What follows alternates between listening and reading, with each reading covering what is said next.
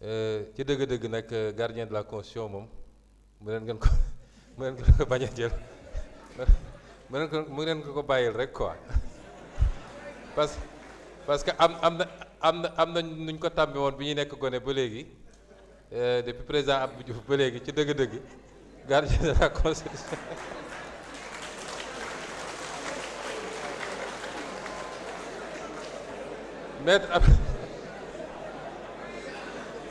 Maître Abdoulaye Tall, vous avez la parole pour 5 minutes.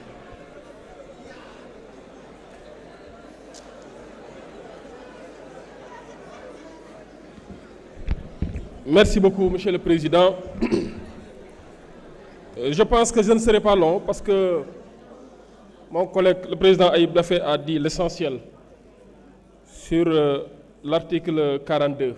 Mais Monsieur le Président, je voudrais que vous me permettrez de revenir un peu parce que chaque terme a son sens et c'est important quand même de faire des précisions.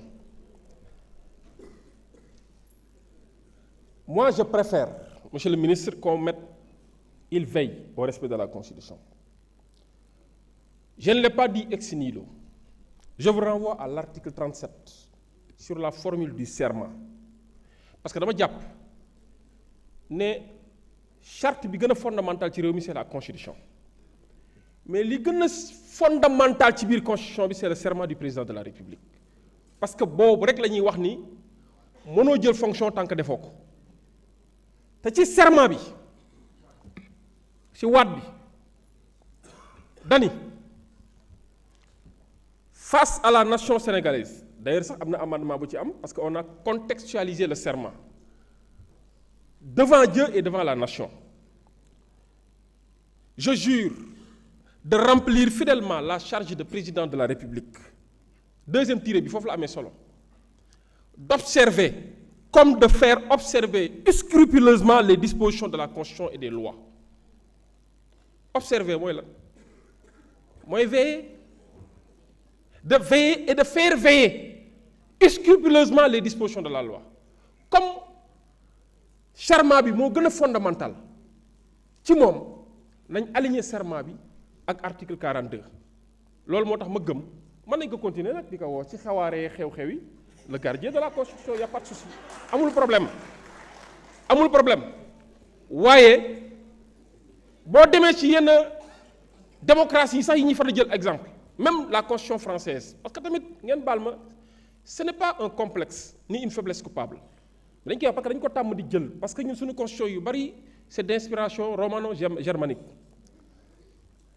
ci constitution boobu doo fa gis gardien de la constitution le président de la République mais le mot veille parce que loolu mooy mission fondamentale am day def en sorte que constitution bi moom mu respecte ko mais dina fexe ñeneen ñi respecte ko en cas de violation Ayib dafa wax na ko léegi cour constitutionnelle wala conseil constitutionnel mooy ñëw pour sanctionner kon terme bi am na sens ñu wax ci loolu moo tax bu ñu aligné 42 à 37 dañuy gis ni c'est une cohérence mais bu ñu waxee leneen rek day nduru leneen loolu moo tax tamit ma demander à ce que conformément à la demande du président Ayib Daffé de rejeter cet amendement et de garder intact l'amendement qu'on avait voté en commission sur l'article 42. Je vous remercie.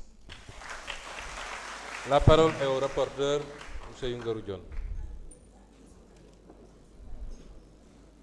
Merci, Président. Bon, je pense que honorable président Ayib Daffé wax na lépp honorable maître Tall aussi président de la commission aussi wax na li nga xam ne ni moom moo amoon ci commission bi. Effectivement, à la commission, le gouvernement avait proposé un amendement. Donc, si amendement boobu, ñun les députés aussi, on avait fait une proposition, si biir proposition boobu, proposition honorable Ayib Daffé la. Donc, ñu jël en compte li nga xam ne ni moom mooy amendement wu gouvernement bi. Donc, boo xoolee amul benn changement bu ci am rek mooy le gardien de la constitution dañ ko def il veille au respect de la constitution donc loolu rek mooy changement bu ci am ci amendement bi nga xam ne ni moom la ñu proposé merci dañuy ñaan nag ñu voter contre cet amendement là merci. jërëjëf je mets aux voix le vote sur l'amendement numéro 2 du gouvernement. Le vote démarre, vous pouvez voter.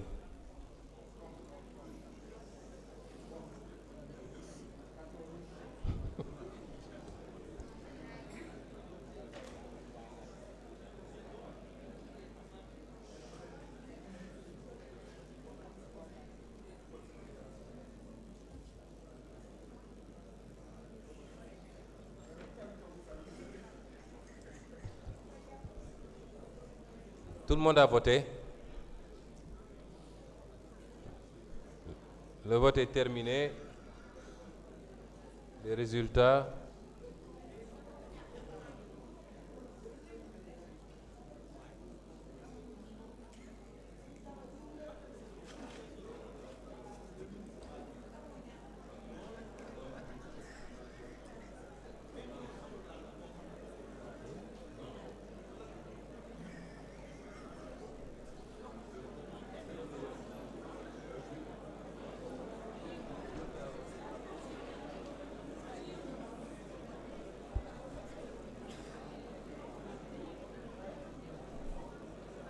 Les résultats du vote. Inscription 165. Votant 114. Pour 1. Contre 113. Abstention 0. L'amendement numéro 2 de l'article 2 du gouvernement est rejeté.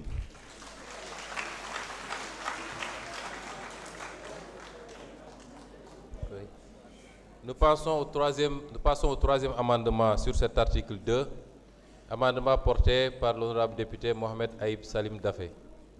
Vous avez la parole.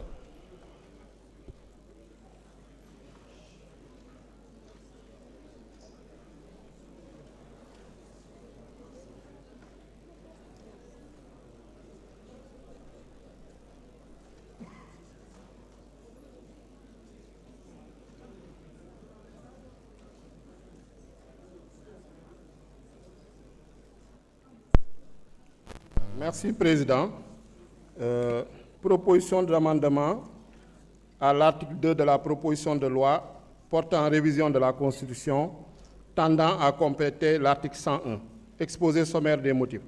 Le présent amendement vise à compléter la nouvelle rédaction de l'article 101 de la proposition de loi constitutionnelle afin d'en assurer la cohérence et l'exhaustivité. La rédaction adoptée par la Commission des lois de la décentralisation du travail et des droits humains en sa séance du 24 juin 2026 renforce utilement le régime de responsabilité du président de la République, en clarifiant les conditions de sa mise en accusation pour haute trahison et en renvoyant à la loi le soin de définir cette infraction. Cette évolution répond à l'objectif de mieux encadrer la responsabilité du chef de l'État, tout en préservant la dignité de la fonction présidentielle et la stabilité des institutions. Toutefois, cette nouvelle rédaction n'a pas repris les dispositions relatives à la responsabilité pénale du Premier ministre et des membres du gouvernement, à l'application de cette procédure en cas de complot contre la sûreté de l'État, ainsi qu'au respect du principe de légalité des infractions et des peines devant la Haute Cour de justice. En conséquence, le présent amendement a pour objet de compléter l'article 101 par la réintégration de ces dispositions afin de préserver l'unité du régime constitutionnel de responsabilité des plus hautes autorités de l'État et d'assurer la continuité du droit applicable.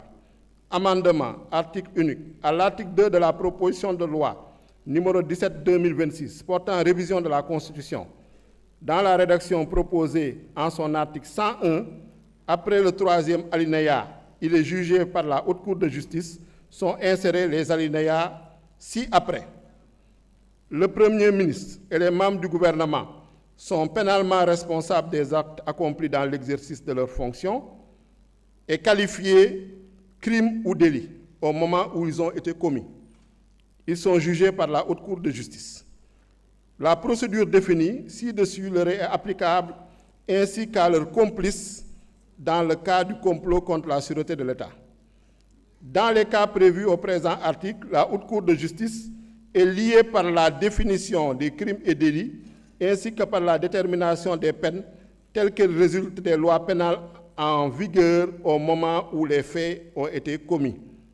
Voilà, Monsieur le Président, l'économie de cette proposition d'amendement qui vise simplement à réintégrer dans l'article 101 des dispositions qui figuraient déjà et qui permettent de prendre en compte la responsabilité pénale du Premier ministre et des membres du gouvernement en sus de celle du Président de la République qui sont passibles devant la haute cour de justice pour les crimes ou délits commis dans l'exercice de leurs fonctions.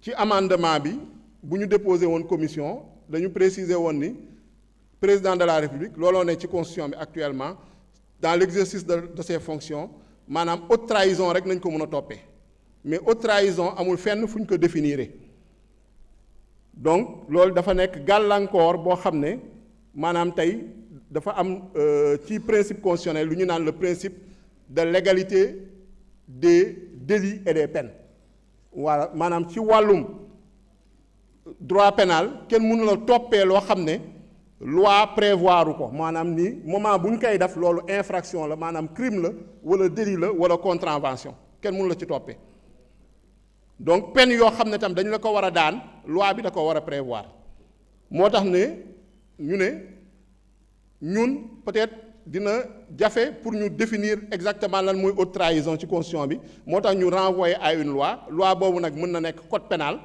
mën na nekk une autre loi spéciale ba nga xam ne moom mooy définir lan mooy haute trahison nga xam ne dinañ ko mën a toppee ak daan yu nga xam ne su président de la République suñ ko condamné pour haute trahison yan daan nañ ko war a daan loolu la amendement bi wax léegi nag amendement bi nii day ñëw rek juste pour compléter ko donc du dara loo xam ne lu extraordinaire la dara loo xam ne dañ ko kii mais dañu bëgg rek lépp lu nekk ci constitution bi ñu mën ko appliquer mais mënoo dugal ay dispositions ci constitution ba pare tegoo benn mécanisme pour ñu appliquer ko mooy maanaam disposition boobu mënoon na faa bañ a nekk rek donc te dafa am benn principe boo xam ne moom la ñu laal le principe de l'égalité des citoyens devant la loi c'est vrai que am na ay privilèges de juridiction ñun députés yi am nañu ay immunité mais citoyens yëpp dañu war a nekk ay justiciables selon loi bi lu mu prévoir ak procédure yi lu ñu prévoir donc loolu nañu leeral nii ci amendement bi di leen ñaan ngeen adopté ko jërëjëf.